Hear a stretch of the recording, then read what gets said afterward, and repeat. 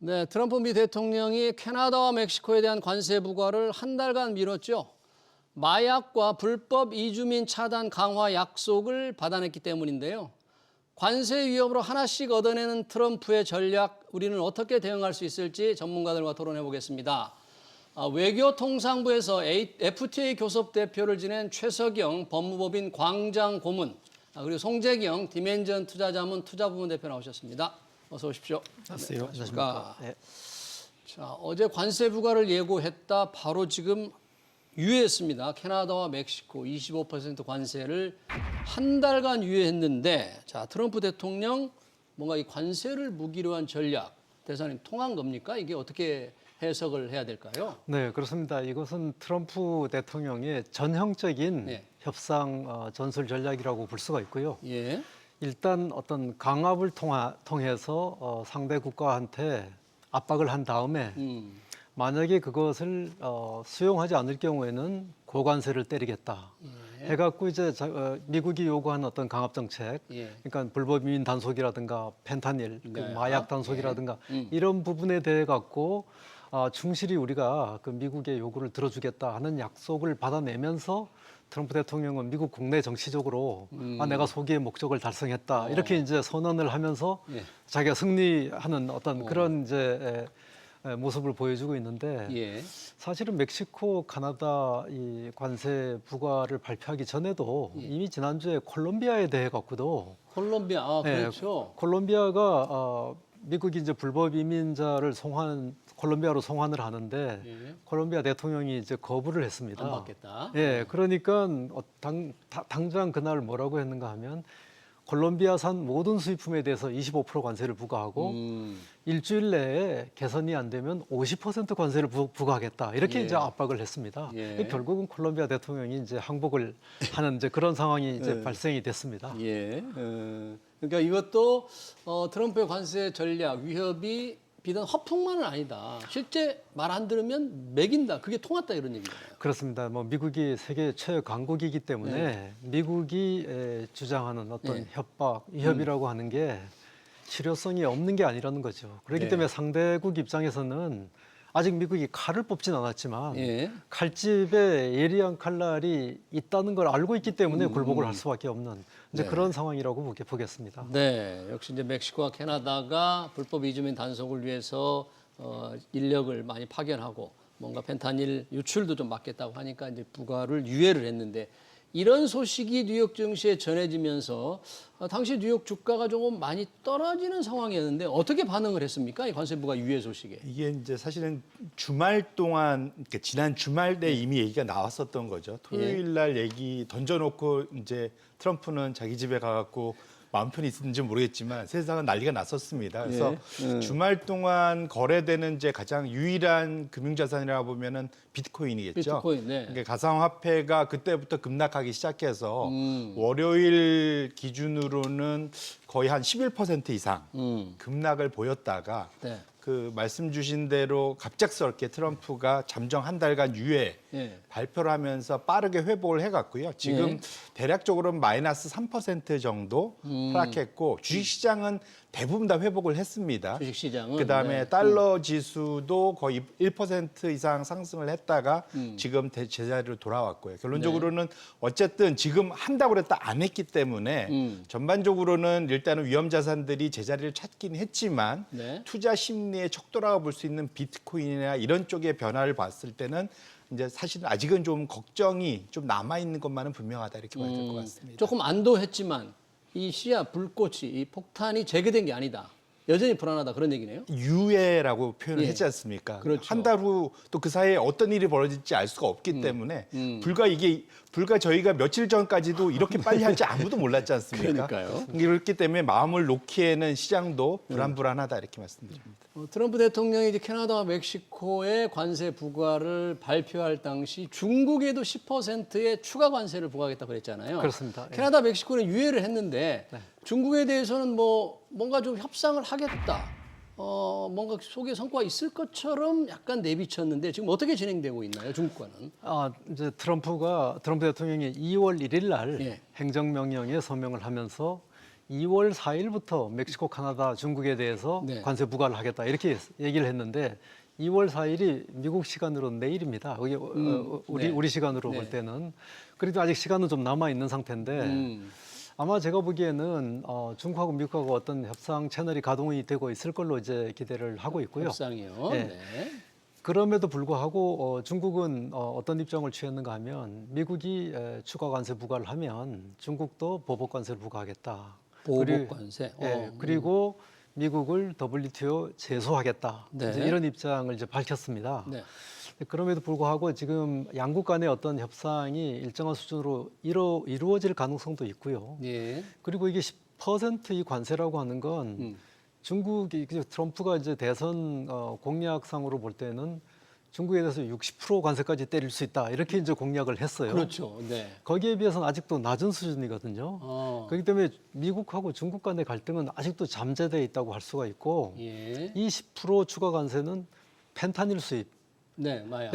마약 수입 유입에 대해서만 적용되는 거기 때문에 아직 미중 간의 갈등이 전면적으로 확산된 건 아니다. 예. 그래서 지금 미국하고 중국 간에 이 펜타닐 유입 문제 관련해 갖고 어떤 그 합의를 추구할 수 있을지 한번 좀 두고 봐야 되는, 좀 지켜봐야 되는 그 문제라고 봅니다. 그러면 멕시코와 캐나다는 극적으로 이제 합의가 이루어져서 일단 한 달간 유예가 됐는데 네. 이런 돌파구가 마련될 가능성이 조금 중국하고도 있다고 생각할 수 있을까요? 중국하고도 있다고 생각합니다. 저는 왜 그런가 하면 이게 그럼에도 불구하고 중국에 대해서는 10% 관세를 때렸거든요. 그러니까 멕시코, 카나다는 25%인데 어떤 면에서 볼 때는 잽을 날린 게 아닌가. 그래서 한번 입장을 떠보고 중국 입장에서도 여기에 반발을 할 것인지 아니면 어느 정도 타협을 할 것인지 네. 좀 고민을 하는 그런 상황이 아닐까 생각됩니다. 지금 이 캐나다와 멕시코에 관세 부과를 했을 때 시장에 증시도 반응이 있었지만 캐나다 달러, 멕시코 페소가 급락을 했거든요. 그러면 중국에도 관세 부과를 얘기하니까 뭐 위안화 가치도 조금 떨어졌고 이런 이 환율은 관세 대상국의 환율은 왜 이렇게 영향을 즉각적으로 받는 거예요? 이게 뭐 교과서적으로 생각을 해보면 네. 말씀 주신 대로 일단 수입국 미국이죠. 네. 관세를 부과하고 나면은 당연히 이제 가격이 그 수입하는 상품의 가격이 올라가지 않습니까? 네. 그럼 당연히 수요가 떨어질 거고요. 아, 그 수요가 떨어지면 그 나라에 뭔가 지급을 해야 되는 그 상대방 수출국에 대한 통화의 수요도 같이 떨어질 겁니다. 결론적으로 이렇게 되면 관세를 부과한 나라의 통화 가치는 올라가고 수출하는 나라의 통화 가치는 떨어지는 이런 작용이 일반적으로 나타나는데 예. 전 세계에서 가장 큰 수입하는 나라가 미국이잖아요. 그러니까 미국을 상대로 당연히 미국이 관세를 매기면 수출하는 나라들의 통화는 환율 상승, 즉 통화 가치 약세로 통화 가치 나타나고 떨어진다. 반면에 미국 달러는 강세로 가게 된다. 네. 근데 다만 요거까지가 이제 1단계고요. 네. 이렇게 되면 당연히 그 나라의 소비가 줄고 그러면은 결국은 이게 이제 시차를 두고 나면은 환율 시장에서 역으로 이렇게 되면은 그 수출하는 그 나라의 그 가격 경쟁력이 또 올라가지 않습니까? 싸진 거니까. 아, 환율이 다시 올라가니까 네. 예를 들면 캐나다 달러라든지 멕시코 페소가 떨어지면서 환율은 올라갔으니까 네. 그 나라의 수출 경쟁력이 올라갈 수 있다. 예, 그러면 또 시차를 두고 그 수요가 다시 회복되는 현상이 나타날 수 있습니다. 네. 그래서 트럼프 입장에서는 이 환율 소위 조작국이나 이런 형태의 그런 규제를 통해서 환율을 좀 붙잡으면서 네. 관세를 강화시키는 요 두 가지를 동시에 하려고 노력을 하는 이유가 거기에 있다고 보셔야 될 것 같고요. 네. 특별한 경우 아니면 어쨌든 관세 영향은 소위 시장 경제에서는 환율이 자정작용을 일으키면서 시차를 두고 네. 밸런스를 맞춰준다 이렇게 보시면 좋을 것 같습니다. 그러네요. 자, 지금 트럼프 대통령이 이제 일단 세 나라의 관세 부과를 했다가 캐나다, 멕시코는 유예를 했고요. 한 달간. 중국에는 이제 매기겠다 이렇게만 했는데 그 다음이 바로 거론되는 게 EU입니다. 유럽연합. 기자들이 물어보니까 EU에 대해서 확실하게 매길 것처럼 예고를 했는데 맞습니다. EU에 대해서는 뭐 마약 문제도 없을 텐데 왜 EU에 대해서는 이렇게 트럼프 대통령이 관세 부과를 좀 고집하고 있는 거죠? 예, 지금 이제 트럼프 대통령 입장에서는 EU하고 여러 가지 정책 면에서 갈등하는 요인들이 많습니다.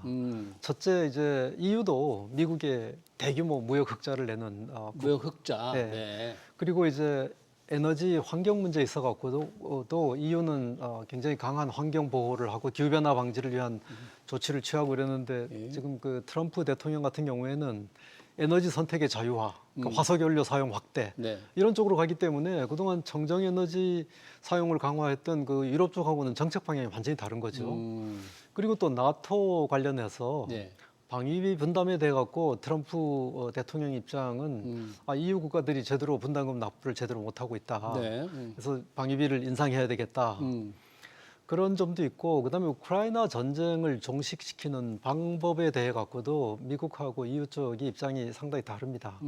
어떻게 달라요? EU 입장에서는 우크라이나 전쟁이라고 하는 우크라이나라고 하는 게 사실은 EU의 방어에 가장 그 최전선에 있는 부분이기 때문에 전쟁 종식하는 조건이라든가 내용에 대해서 EU랑 충분히 상의를 해야 되거든요. 근데 미국이 일방적으로 이제 종식하겠다 이렇게 선언하는 것이 EU의 자존심을 굉장히 많이 건든다. 이와 완전히 입장에서 다르네요. 네, 미국과는. 그렇습니다. 네. 그래서 지금 이제 이런 갈등 요인에 미국의 입장을 유리하게 반영하기 위해서 트럼프가 관세라고 하는 이 폭탄을 들고 나온 겁니다. 만약에 예정대로 트럼프 대통령이 EU에도 관세를 부과한다면 EU로서는 어떻게 맞대응할 수 있는 수단은 뭘로 삼을까요? 이게 미국하고 EU 간에는 굉장히 많은 양의 무역 관계가 있고 예. 투자 관계도 있고 이러기 때문에 EU는 맞대응을 할 겁니다. 그리고 EU가 트럼프 대통령이 압박을 한다 그래갖고 EU의 에너지 정책, 환경 정책을 근본적으로 바꿀 수는 없는 겁니다. 그렇기 때문에 보복은 하면서도 내막적으로는 미국하고 상당한 수준의 어떤 타협을 이루려고 노력을 하지 않겠나 네. 이렇게 이제 예측을 하고 있습니다. 네, 그러네요. 이제 EU에 대해서는 관세 부과를 하겠다. 이 정도만 아직 돼 있는 건데 날짜라든지 대상이라는 게 나와 있지 않습니다만 트럼프의 성격상 또 한다면 또 할 테니까 좀 지켜봐야 될 것 같고요. 아까 우리가 이제 그 관세 부과에 따른 그 나라 통화 가치를 잠깐 언급을 했는데 우리나라의 경우에도 사실 관세 부과가 예고됐던 캐나다, 멕시코, 중국 예고됐던 어제 우리 원달러 환율이 급등했잖아요. 맞습니다. 원화 가치가 떨어졌는데 물론 이제 뭐 캐나다, 멕시코 관세 부과가 유예되면서 다시 조금 제자리로 돌아오지만 우리도 이렇게 직접적인 원달러 환율이 영향을 받는 거예요. 우리까지. 우리는 이제 뭐 이렇게 표현 그랬지만 선제적인 반응, 네. 또 시장이 선반영이라 보통 표현하지 않습니까? 예. 그게 나타난다고 보셔야 될 것 같고요. 예. 말씀 주신 대로 이미 한 일주일 정도의 그런 환율 흐름을 봤었다면 어제 하루가 아니라 예. 한 일주일을 놓고 보면은 말씀 주신 캐나다, 멕시코, 우리나라, 그러니까 유로 이 다 한 2% 이상 중반대까지 사실은 환율이 올랐었습니다. 사실은. 아, 그래요? 예, 한 일주일만 놓고 보면 네. 그러니까 사실은 달러 강세, 미국 달러 강세, 나머지 국가 주요 수출국들이죠. 예. 다 약세를 보이고 있었다 이렇게 보셔야 될 것 같고요. 다만 그것이 지난 그러니까 그 주말을 겪으면서 예. 조금 더 폭등했던 모습이 나타난 것이 대표적인 게 뭐 멕시코죠. 멕시코는 가장 큰 영향을 받았기 네, 때문에 네. 하루 만에 한 2.5% 올랐거든요. 그렇게 올랐다가 유예되면서 좀 제자리를 찾아오긴 하는데 네. 언제든지 결국은 이 한 달간 유예된 거 안에서 다시 그 관세 카드가 꺼내지게 된다면 환율의 변동성은 그 적어도 이 수출하는 나라들 입장에서는 관세를 맞는 나라들 입장에서는 환율이 약세 결국은 결국 올라가는 달러 대비 가치가 약해지는 방향으로 갈 수밖에 없다 이렇게 보시면 될 그러네요. 것 같습니다. 우리 같은 경우는 이제 원달러 환율이 워낙 수출에 영향을 많이 미치기 때문에 이런 관세 부과에 뭐 선반영, 직접적, 간접적 많은 영향을 받는데 트럼프 대통령이 일단 캐나다, 멕시코의 관세 부과를 유예하니까 시장이 조금 약간 안도하는 이제 표정을 지었잖아요. 그렇습니다. 뉴욕 증시도 조금 반등을 했고 우리 원달러 환율도 조금 내려갔는데 이런 시장의 안정 흐름을 이게 볼 때 이게 조금 일시적으로 좀 보일까요? 아니면 어떻게 봐야 됩니까? 트럼프의 이 관세 정책과 연계해서 보신다면? 그렇습니다. 지금 사실 굉장히 큰 불확실성은 아직도 잠재돼 있다고 봐야 되고요. 여기 이제 특히 트럼프가 이제 대선 공약에 보면 네. 보편 관세를 부과하겠다. 그러니까요. 보편 관세. 그리고 이제 취임 첫날에 서명한 행정명령에 보면 예. 미국 우선주의 통상 정책이라고 하는 행정명령을 서명을 했습니다. 미국 우선주의 통상 정책이요. 네. 그것은 무슨 내용인가 하면 원래 트럼프가 취임하는 당일날 전 세계적으로 보편 관세 부과하겠다고 이렇게 이제 공약을 했는데 네. 거기서 한 발을 뺐습니다. 빼면서 4월까지 정부 각 부처로 하여금 각 그 미국이 이제 이 교역하는 상대국하고의 어떤 무역 관계라든가 투자 관계, 환율, 그다음에 뭐 반덤핑 상계 관세, 대중 교역 관계 이런 부분을 전반적으로 검토해서 4월 1일까지 보고하도록 돼 있습니다. 아, 그래요? 그렇기 때문에 예. 4월 1일 날 미국 정부 각 부처에서 이러한 분야에 대한 포괄적 보고가 대통령한테 보고가 되면 그 보고에 근거해 갖고 엄청난 충격이 다시 올 수 있는 이런 잠재력이 있기 때문에 예. 지금은 트럼프가 개별 국가를 상대로 하고 예. 개별 이슈를 상대로 해갖고 한번 잽을 날리는 그러니까 미국의 입장을 자기가 이제 시행하겠다고 하는 의지를 이제 대외적으로 표명하는 것이고 보다 큰 쓰나미 같은 큰 포괄적인 미국의 대응은 4월 1일까지 지금 잠재돼 있다 이렇게 말씀드릴 수 있습니다. 그러네요. 그러니까 지금 뭐 캐나다, 멕시코 관세 부과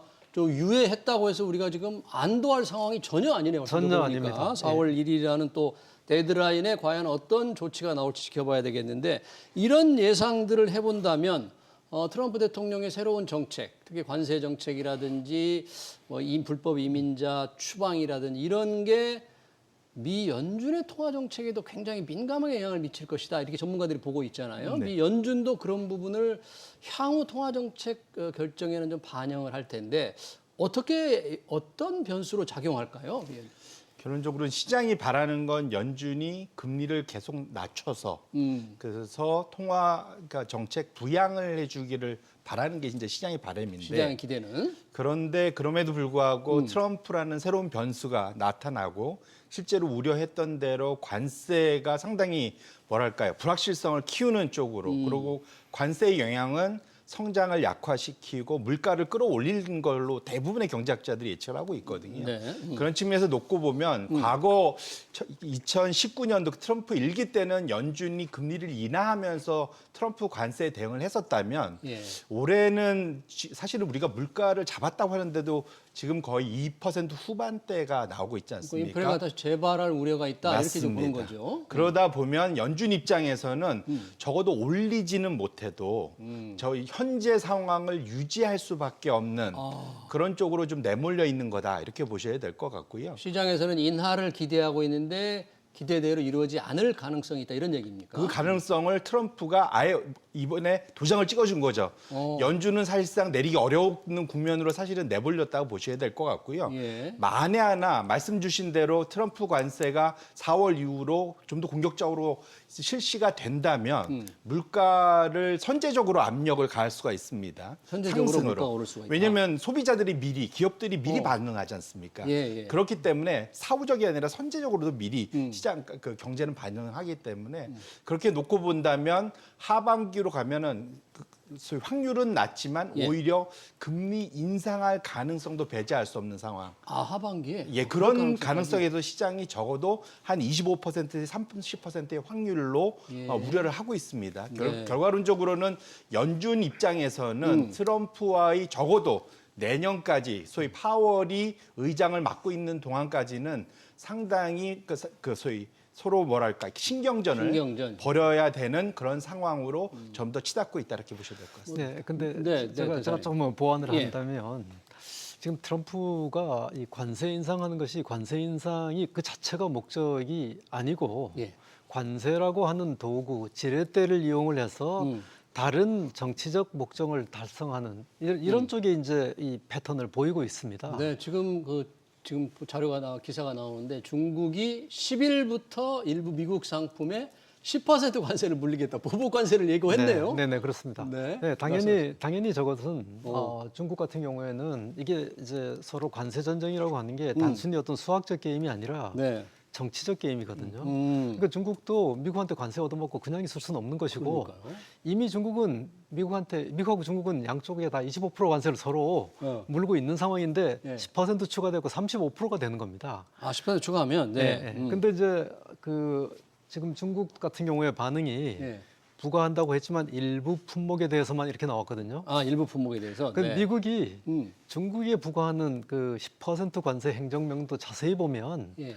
허점이 많습니다. 아, 그래요? 어떻게 해야 돼요? 뭔가 하면 품목이 명시적으로 안 나와 있고 예. 그 품목은 나중에 발표하도록 돼 있고 아, 그다음에 홍콩, 마카오를 거쳐서 오는 상품은 제외가 돼 있습니다. 네. 그렇기 때문에 저기 지금 실제로 어떤 품목에 대해서 얼마만큼의 관세가 부과되는지는 나중에 이제 그 연방 관보라든가 이런 걸 봐야 되고요. 네. 중국도 발표는 저렇게 했지만 구체적인 품목이 발표되는 걸 봐야 됩니다. 아니 이제 둘이 중국과 미국이 관세, 캐나다, 멕시코의 관세 부과를 유예한 다음에 24시간 안에 뭐 협의를 하겠다 뭐 이런 얘기는 했습니다만 바로 중국이 10일부터 말씀하신 일부 미국 상품에 10% 관세 그리고 석탄 LNG는 15%를 물리겠다 그러니까 일단 관세 응징의 보복으로 나섰네요. 그렇다고 봐야죠. 네, 나섰습니다마는 지금 미국이 이 중국에 관세를 부과하는 시점이 2월 4일입니다. 그렇죠. 자, 중국은 2월 10일부터 부과한다 그러지 그러네요. 않습니까? 10일부터. 양국 간에 협상할 수 있는 시간이 한 일주일 정도 시간 더 벌 수 있는 거죠, 이제. 네. 자 이렇게 되면 이 미중 관세 전쟁이 이렇게 악화되면 가장 크게 피해를 볼 게 우리나라잖아요. 맞습니다. 지금 조금 뭐 캐나다, 멕시코 관세부가 유예되면서 약간 안도하는 거지만 이런 상황이 만약에 더 악화된다면 참 어떻게 대책이 뭐 있을 수 있을까요, 우리가? 냉정해 보면은 갑자기 우리가 하루 아침에 공장을 다 뜯어다가 미국 내로 다 지원할 수는 없지 않습니까? 그렇죠. 불가능합니다. 그렇기 때문에 어쨌든 뭐 새로운 방법을 찾아야 될 텐데요. 현실적으로는 단기적으로는 적어도 자본시장에서는 충격이 있다 보셔야 될 것 같고 자본시장에. 왜냐하면 네. 가장 큰 이유가 예. 중국과 관련된 관세가 발표됐던 2018년, 19년도에 예. 미국, 그러니까 중화권이라고 하죠. 그러니까 소위 중국 본토, 홍콩 뭐 이런 정도를 제외한 나머지 중에서는 우리나라가 영향을 제일 많이 받았었습니다. 그 가장 큰 이유가 뭐냐면 소위 경제 활동의 서로의 코릴레이션이라고 하죠. 예. 서로 연관성이 중화권 제하고는 우리나라가 중국하고 제일 연관이 여전히 높거든요. 그런 측면에서 놓고 본다면 예. 결국은 중국과 미국이 으르렁거리면 거리는 것 자체가 우리한테 결코 좋은 소식은 아니다 이렇게 보시면 그렇죠. 지금 미국의 관세부가 예고에 2월 4일부터 하겠다는 것에 대해 중국이 이제 맞서는 조치를 발표했습니다만 더 중요한 건 아까 우리 대사님 말씀하신 게 미국 우선주의 통상 정책에 따라서 주요 국가 맺은 무역 협정이라든지 환율 문제라든지 이걸 다 검토해서 4월 1일까지 보고하라고 그랬는데 이 보고가 이루어진다면 우리나라와는 어떤 부분의 문제가 가장 불거질까요? 우리. 일단 우리가 그 미국하고의 관계에 있어서는 작년에 저희가 미국의 그 무역 수지 흑자가 500억 불이 넘었습니다. 500억 달러. 네. 그래서 미국의 흑자를 내는 국가 중에 우리가 세계 7위입니다.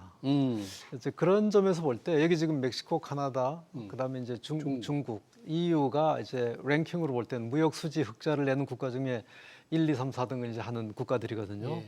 그렇기 때문에 1차적으로 이제 타겟이 됐는데 우리가 그 다음 타겟에 속할 가능성이 굉장히 높다고 봅니다. 그런 부분이 있고 또 하나는 트럼프가 이제 대선 과정에서 방위비 문제라든가 방위비요. 네. 주한미군 문제라든가 이런 부분을 계속 언급을 했었거든요. 그다음에 이제 뭐 북한하고 직거래를 하겠다. 그렇죠. 뭐 이제 이런 얘기를 쭉 한 것이 우리를 굉장히 이제 좀 난처하게 만드는 이런 부분들이 있는데 나중에 이제 미국이 한국을 어떤 방식으로 압박할지는 아직은 잘 모릅니다. 네. 잘 모르지만 우리는 대비를 해야 되겠죠. 그럼 관세가 됐든 뭐 무슨 환율 조작국이 됐든 뭐 이런 식으로 압박은 할 게 분명해 보이잖아요. 예, 관세를 지렛대로 해서 다른 목적을 달성하려고 할지 말씀하신 뭐 예. 방위비를 올려라 예. 이런 걸. 아니면 그걸 그 방위비 문제를 가지고 또 다른 걸 요구를 할지 아직은 모르기 때문에 지금 국내 언론에는 굉장히 그 공포와 불안감이 이제 기업들도. 많이 작용하고 있는데 그렇다고 해갖고 우리가 어떤 문제점을 대외적으로 먼저 공개하고 까는 것은 좋지 않다고 봅니다. 아, 우리가. 네. 저희는 정부나 기업들 입장에서는 미국이 어떤 요구를 할 것에 대해 갖고 검토는 철저하게 하면서 인내하고 우리 대안을 마련하는 이런 시간을 가져야 되고요. 네. 그리고 정부하고 그다음에 이제 국회 초당적인 이건 지금 외환에 속하는 거거든요. 아, 이게 이런 게 정말 외환이네요. 외환 앞에서 지금 국내 정치권 이제 분열이 돼 있는 굉장히 이제 불행한 상황인데 예. 초당적 협력이 절실한 이런 상황이라고 보겠습니다. 네, 그러네요. 초당적 협력 과연 우리가 기대할 수 있을지 또 행정부의 리더십은 무너진 상태 좀 답답합니다. 말씀하신 대로 계속 필요한데 자 그런 상황이라면 불확실성이 좀 계속될 우려가 있는데 이 투자자들 입장에서는 과연 어떤 자세로 이제 이런 시장을 좀 바라봐야 될지, 뭐 투자 전략을 좀 세워야 한다면 어떻게 해야 될지 우리 송재경 대표님 어떻게 보세요? 말씀 주신 대로 정확히 월화, 그러니까 어제와 오늘이 일희일비했습니다. 그러네요. 예, 근데 문제는 앞으로 말씀 주신 대로 이게 끝날 때까지 끝난 게 아니라서 변동성이 지속적으로 네. 확대된다고 봐야 되기 때문에 네. 보수적으로 보셔야 될 것 같고요. 말씀 주신 대로 지금 트럼프 입장에서는 보편 관세를 통해서라도 신규 세수 확보가 필요합니다. 왜냐면은 세수. 예, 네, 왜냐면 연말 돼서 세금 깎아주겠다고 공약을 했기 때문에 세원이 필요해요. 예, 그러다 예. 보면 보편 관세는 사실상 거의 내정돼 있다라고 보는 게 더 맞을 것 같습니다. 네. 그래서 결국은 미국의 제조업을 부흥시키고 아니면 신규 세원을 확보하고 아니면 외교적 협상 카드를 쓰는 세 가지 중에 네. 하나로 쓸 텐데 지금은 3번으로 시작을 했지만 앞으로 넘어올 겁니다. 결론적으로는 그것을 연 내내 일어날 일이기 때문에 네. 지금 너무 너무 예단하지 마시고 보수적으로 대응하시는 게 맞겠다 이렇게 말씀드립니다. 네, 참 어렵습니다. 이렇게 예단하기도 어렵지만 불안감이 있는데 어떻게 해야 될지 모르겠는데 최소영 대사는 FTA 교섭 대표를 또 지내시고 제네바 대사도 하셨는데 1기 때도 트럼프 대통령이 왜 우리 FTA 한미 FTA 협정 개정을 요구했잖아요. 개정했습니다. 예. 개정을 했잖아요. 예, 예. 이번에도 그런 요구가 있을지 않을까 걱정하는 분들이 있던데 혹시 어떻게 예상? 예, 그런 걱정을 배제할 수는 없지만 예를 들어 갖고 트럼프가 보편 관세를 매긴다, 혹은 멕시코나 가나다처럼 어떤 징벌적 관세를 매긴다 이렇게 되면 협정을 개정할 필요가 없이 관세를 매기는 순간 이미 협정은 무력화되는 겁니다. 아, 관세를 매긴 보편 관세 같은 걸 매긴다 그러면? 그렇죠. 한미 간에 지금 관세가 거의 없거든요. 거기에 10% 관세를 세운다고 하는 건 네. 사실 한미 FTA 협정 타결한 것보다 훨씬 전 단계로 지금 다시 되돌아가는 거죠. 네. 트럼프 대통령은 이제 반도체를 예를 들었고, 뭐 철강도 예를 들었고, 알루미늄도 예를 들었는데 반도체 같은 경우에도 지금 관세가 거의 없잖아요. 관세 거의가 없는 게 아니라 제로입니다. 제로죠. 예, 관세가 전혀 없습니다. 근데 그런 게 만약 관세를 부과한다면 우리한테는 직접적인 타격 아니에요? 예, 그건 이제 그런 일이 안 생겨야 되겠죠. 네. 그러니 과연 우리가 기대한 대로 안 생길지 아니면 더 상황이 안 좋아질지는 잘 모르겠는데 뭔가 조금 캐나다, 멕시코 하는 걸 보니까 협상을 통해서 자신이 하나씩 얻어내는 전략인데 우리도 잘 대응을 해야 된다 합니다만 대응할 준비 또는 체제가 좀 안 돼 있기 때문에 그게 좀 걱정입니다. 네, 그렇습니다. 그래서 저는 아까도 초당적 말씀을 드렸습니다만은 저는 국회도 정부가 권한 대행 체제지만 네. 국회도 권한 대행 체제가 적극적으로 대외 협상을 할 수 있도록 협조를 해줘야 된다고 봅니다. 아, 국회가 네, 그 말씀 국회가 좀 새겨 드려야 될 것 같네요. 미국의 캐나다, 멕시코 관세 부과와 유예 관련 토론 여기서 마치겠습니다. 지금까지 최석영 법무법인 광장 고문, 그리고 송재경 디멘전 투자자문 투자부문 대표였습니다. 고맙습니다. 수고하셨습니다.